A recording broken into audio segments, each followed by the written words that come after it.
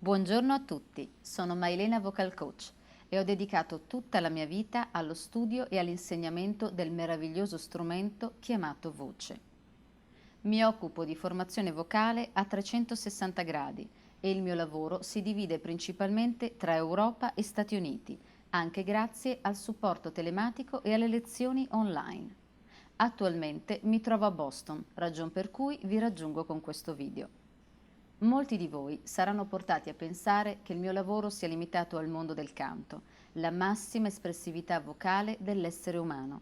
Eppure, sempre più di frequente vengo richiesta da business leader, attori e persone comuni, che riconoscono di avere carenze espressive legate alla voce. Roberta mi ha chiesto di preparare un piccolo intervento per aiutarvi ad intuire la magia della voce umana. Uno strumento capace di trasportare la complessità di un pensiero, di un'idea, di un sentimento da una persona all'altra. Oggi, nell'era digitale, non è per nulla semplice mettere in pratica le teorie che gli studiosi riescono a codificare osservando chi ha qualche qualità comunicativa particolare. Infatti, non è sufficiente conoscere le nozioni, non basta neanche sforzarsi di metterle in pratica. Affinché la comunicazione sia efficace, la vostra voce deve essere partecipe e coerente con il vostro messaggio. In realtà, ognuno di voi utilizza la propria voce senza esserne cosciente. Infatti, la formazione vocale che continuate a maturare giorno dopo giorno è lasciata per lo più al caso fortuito. E se vi dicessi che gran parte dei vostri risultati interpersonali è legato proprio al vostro modo di usare la voce? Ogni momento chiave della vostra vita è stato e sarà sempre legato ad una comunicazione vocale. Cercherò di farvi intuire l'importanza dell'aspetto pratico della voce attraverso alcuni esempi. Nessun timore, ragazzi. Non avete dimenticato di mettere in modalità silenziosa il vostro cellulare. Vi ho preparato questo simpatico scherzetto per farvi comprendere come anche l'ascoltare sia comunicazione. Ognuno di voi ha reagito più o meno coscientemente in seguito a un semplice stimolo sonoro. Provate a immaginare quale potere può avere su ognuno di voi il suono della voce umana, capace di molte più sfumature di qualunque altro strumento musicale al mondo. Prendete il suono legato ad un semplice saluto, il primo incontro tra due persone. Potrei farvi molti esempi di come sia possibile pronunciare un semplice ciao, ma preferisco lasciare libero spazio alla vostra fantasia.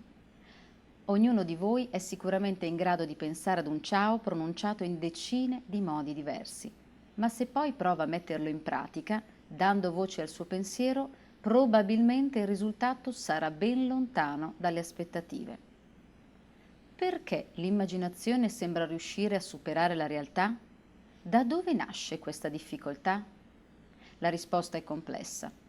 Una causa facilmente comprensibile a tutti può essere questa.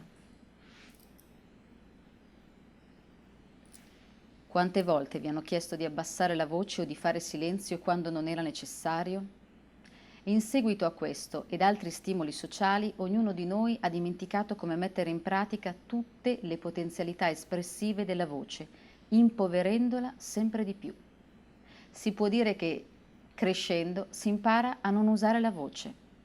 Eppure parlare è parte integrante della vostra vita. Lo si dà per scontato.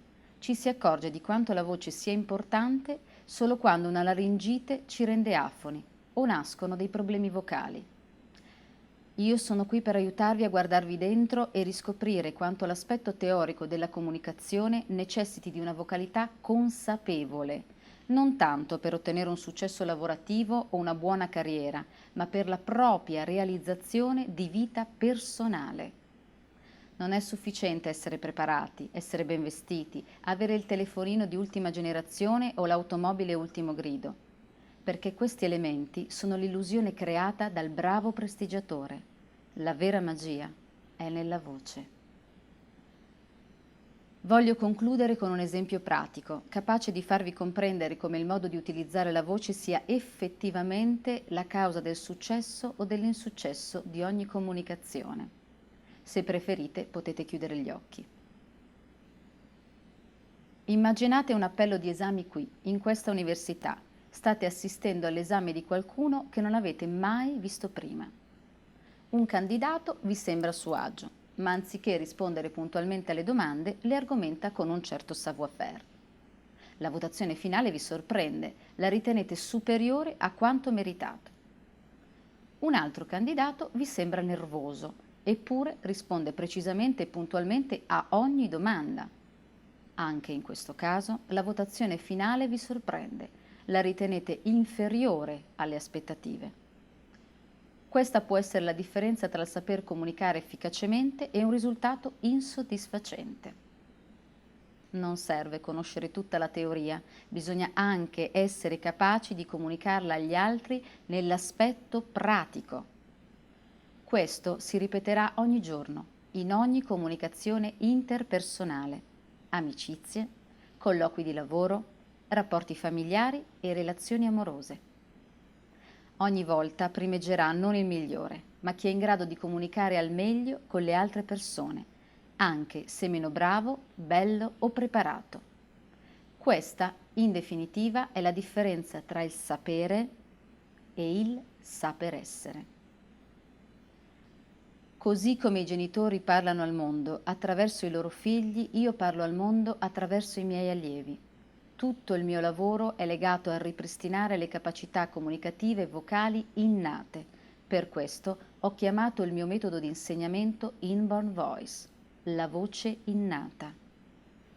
Ringrazio Roberta per l'opportunità che mi ha dato e tutti voi per l'attenzione concessa. Buon proseguimento e arrivederci. Bye!